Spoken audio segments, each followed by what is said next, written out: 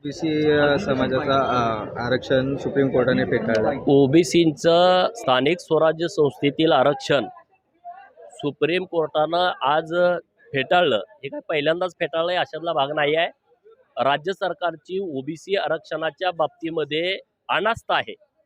राज्य सरकारला 12 डिसेंबर 2019ला सुप्रीम कोर्टानं महाराष्ट्रातील ओबीसींच्या बाबतीमध्ये ट्रिपल टेस्ट करा आणि जो इम्पेरिकल डेटा असेल तो ओबीसींच्या बाजूनं सुप्रीम कोर्टामध्ये दाखल करण्याचे आदेश दिले. तेव्हा या सरकारनं, केंद्र सरकार की राज्य सरकार, केंद्र सरकारनं डेटा द्या. सुप्रीम कोर्टानं राज्य सरकारला सांगितलं होतं डेटा कलेक्ट करा, केंद्र सरकारला सांगितलं नव्हता. सेन्सस डेटा की इम्पेरिकल डेटा असा ह्यांनी घोळ करून ठेवला.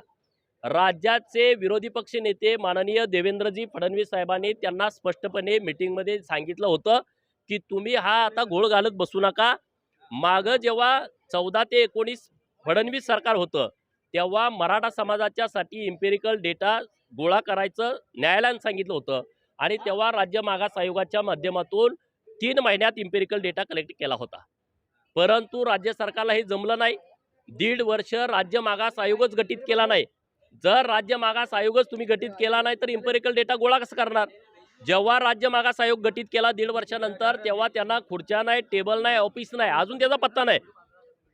जेव्हा राज्य मागास आयोगाच्या अध्यक्षांनी सरकारकडं निधीची मागणी केली की तुम्ही 400 कोटी रुपयाचा निधी द्या, तेव्हा अजित पवारांनी 5 कोटी दिले. मला अजित पवारांना सवाल हा करायचा आहे, राज्याचे तुम्ही अर्थमंत्री आहात म्हणजे राज्य सरकार तुमच्या काय सातबाऱ्यावर नोंद केलंय का? तुम्ही राज्यातल्या 346 जातींचा समावेश असणाऱ्या मागासवर्गीय लोकांना, ओबीसींना 400 कोटी मागितल्यानंतर 5 कोटी का दिले? 5 कोटी दिल्यानंतर त्यांना खर्चाचे अधिकार दिले आहेत. हे राज्य मागास आयोगाकडून मी माहिती घेऊन बोलतोय, मी नुसती टीका करायची म्हणून बोलत नाही. आणि आता मागच्या महिन्यामध्ये राज्य मागास आयोगानं जेव्हा सरकारनं अंतरिम अहवाल मागितला तेव्हा अध्यक्षांनी सगळ्या सदस्यांनी स्पष्टपणे सांगितलं आमच्याकडे माहिती नाही, आम्ही अंतरिम अहवाल देऊ शकत नाही. महिन्यापूर्वी अंतरिम अहवाल न देणारा राज्य मागास आयोग मग परत तुम्ही कुठला अहवाल दिला?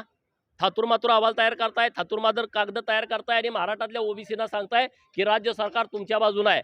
ओबीसीच्या स्थानिक स्वराज्य संस्थेतलं आरक्षण जोपर्यंत पुनर्प्रस्थापित होत नाही तोपर्यंत निवडणुका घेणार नाही आणि दुसऱ्या दिवशी निवडणुका जाहीर होत आहेत. म्हणजे महाराष्ट्रातल्या नगरपंचायतीच्या 105 निवडणुका ह्या ओबीसीच्या आरक्षणा व्यतिरिक्त झाल्या. 4-4 जागा प्रत्येक नगरपंचायतीमध्ये होते म्हणजे 105 गुणुले 4